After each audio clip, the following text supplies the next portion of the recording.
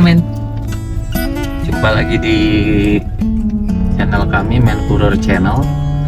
Dan hari ini kita akan bahas mobil ini ya. Jadi ini tuh Daihatsu Ayla 1.0 X tipe tertinggi ya, dan AT.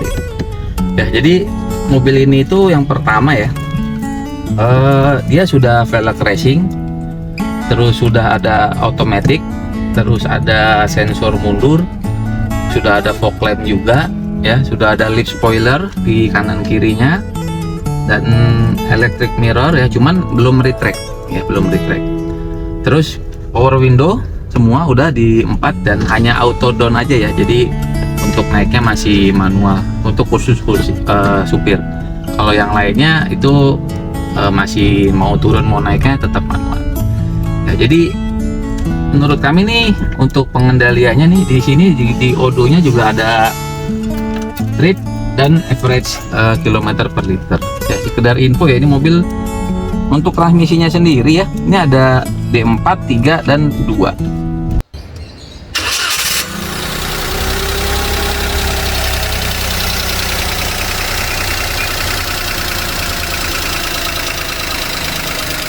Dengan mesin yang 1000 cc 3 silinder, ini menurut kami ini mobilnya sangat-sangat irit ya, sangat nyaman dan juga irit ya.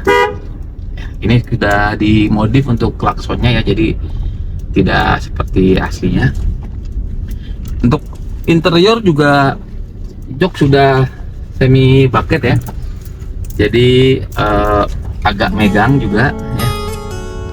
Radio itu juga menggunakan CD ya, radionya pakai CD.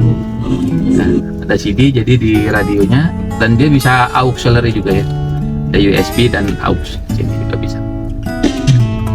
Dan untuk suara menurut men kita dengarkan dulu ya.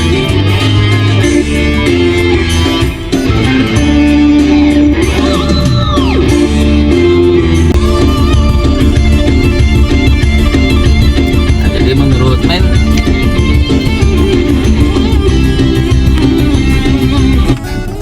men sih untuk radionya juga cukup bagus ya, sudah ada lengkap, hanya saja masih belum touchscreen ya.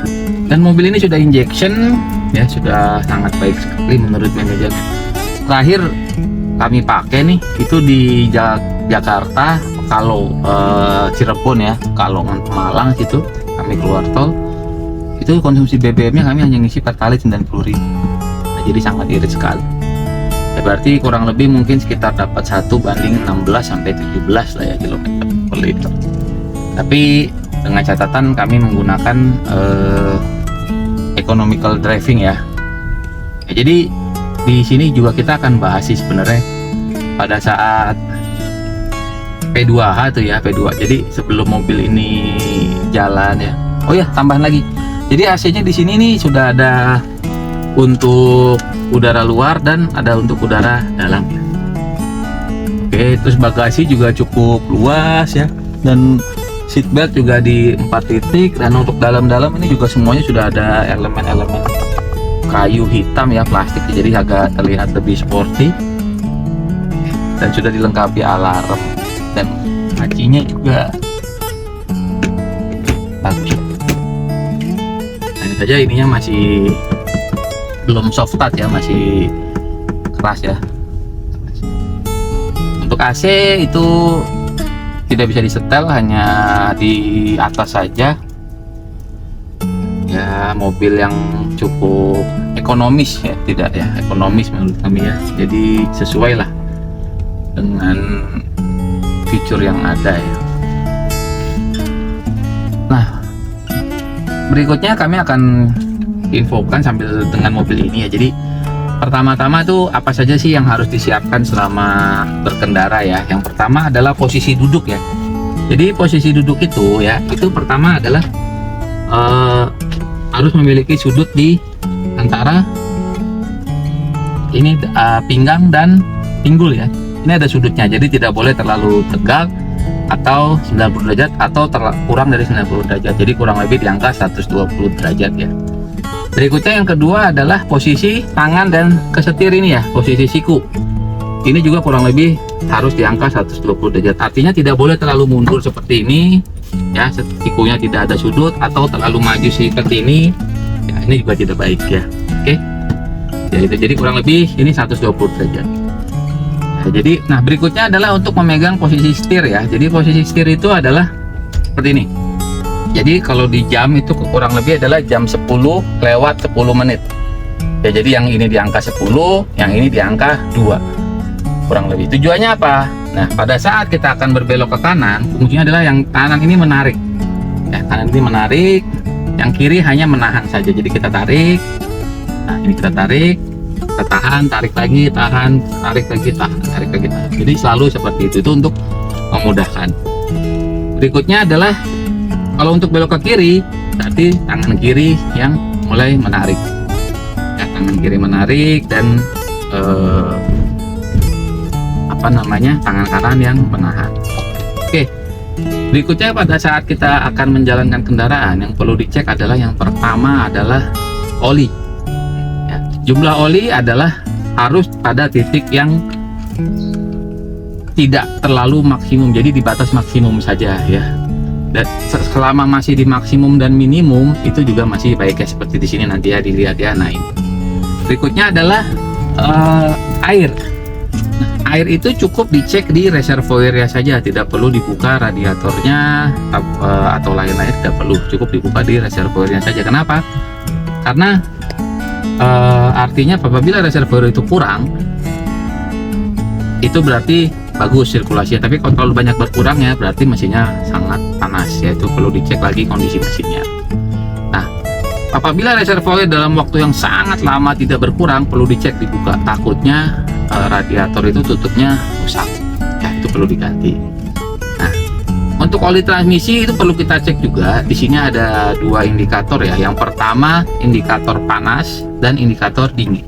Artinya apa? Pada saat panas itu titiknya harus di sini, dan pada saat dingin itu titiknya harus di sini ya. Jadi itu berbeda antara tiap-tiap mobil jumlahnya, tapi untuk titik ini sama, ada struktur panas dan juga dingin. Ya, jadi memang diatur memang sedemikian.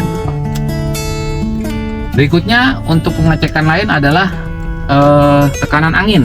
Nah, tekanan angin ban itu ya biasanya di pintu sebelah kanan atau di pintu pengemudi itu biasanya ada tekanan angin seperti ini ya.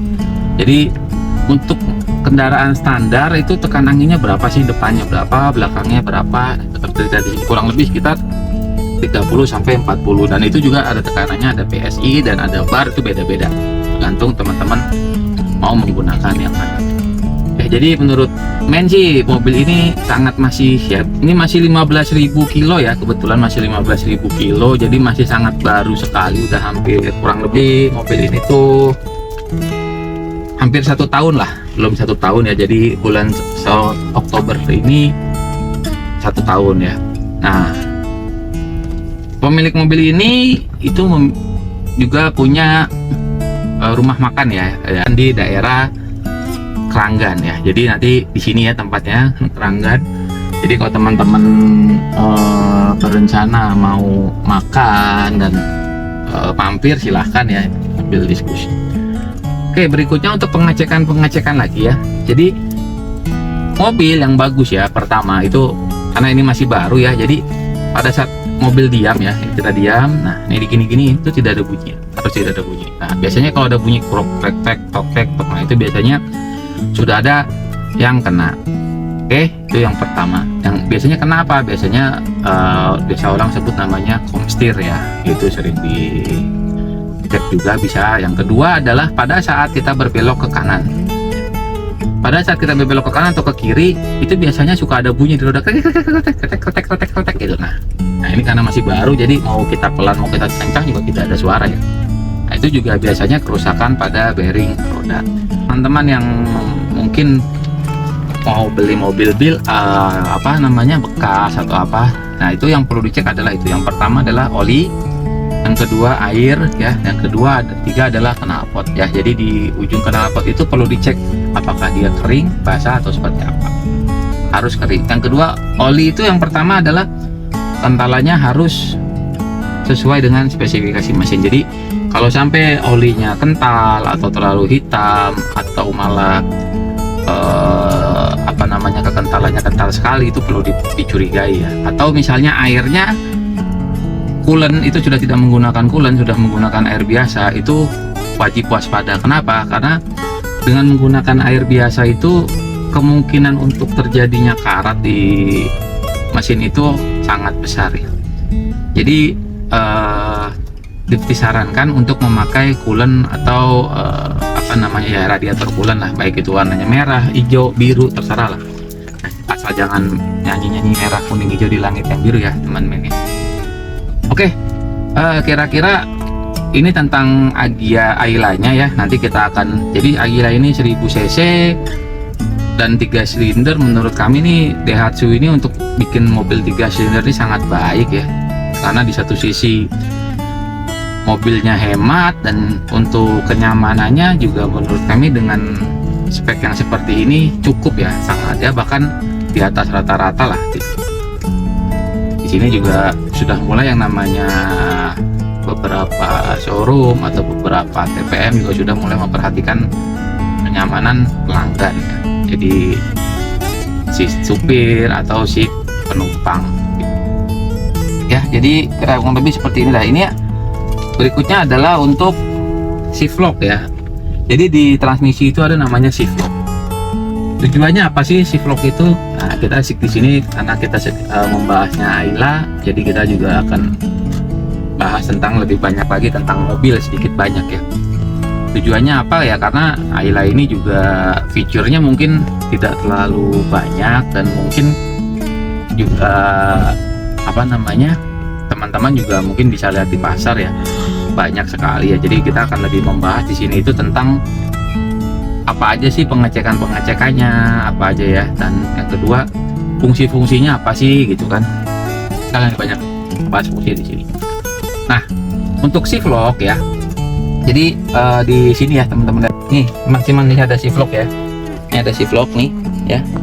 Nah, shift lock ini tujuannya adalah, nah ini apabila posisinya mobil N ya, ini sudah kita matikan. Nah, kunci ini tidak bisa dicabut kalau pada posisi N, harus di posisi P baru kunci bisa dicabut.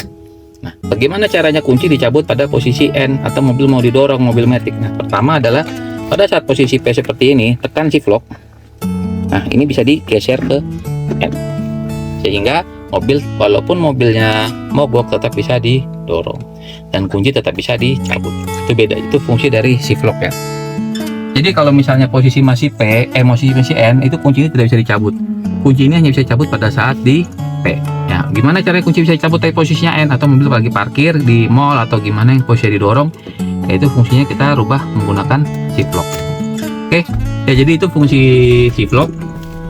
Terus berikutnya adalah, nah ini menjadi pembahasan nih teman-teman ya. Jadi ini ya, lihat sini ya, ini ada switch ya teman-teman. Ya. Ini ada switch. Nah, ada yang bilang apabila setiap memindahkan semua posisi transmisi, baik itu dari P, R, N, D, 3, 2, itu semua wajib menekan ini. Ya, tapi kalau main sendiri tidak ya. Kenapa? Karena pada posisi dari, nah ini dari posisi apa ini? Dari posisi D4 ya. Main mau pindahkan ke N, itu main tidak perlu tekan, langsung pindah. Dari posisi N ke D4 dan 3, main tidak perlu menekan karena ini semua bisa. Semua bisa. Nah, ini ada beberapa teman-teman mungkin yang berbeda ya. Kalau kami, karena ini berpikir kami yang bikin ini profesor ya, pasti mereka sudah memikirkan ini semua gitu. Artinya, tapi di posisi R ya, pada saat ini di posisi N, kami mau pindahkan di posisi R, tidak bisa. Tidak bisa. Mau kami gitu. Tapi dengan catatan apabila kami menekan posisi ini, itu akan bisa pindah ke R. Nah, dari R kami mau pindahkan ke N lagi ya, itu tidak perlu kami tekan. Langsung. Nah, tidak perlu kami tekan. Ya. Nah, dari 3 ya, ini 3 nih posisinya. Kami mau pindah ke 2 itu tidak bisa. Ya. Kami harus menekan ini. Artinya pada saat mobil ingin menanjak atau melebar lebih, kami harus menekan. Jadi menurut kami, menurut main sendiri ya, fungsi dari tombol ini adalah apabila ingin merubah sesuatu yang berbeda dari fungsi pada awalnya. Yang pertama drive ya, D4 drive, yaitu dengan 3 sama, bedanya 3 itu hanya overdrive. Nah untuk posisi 2 adalah pada saat untuk menanjak ya.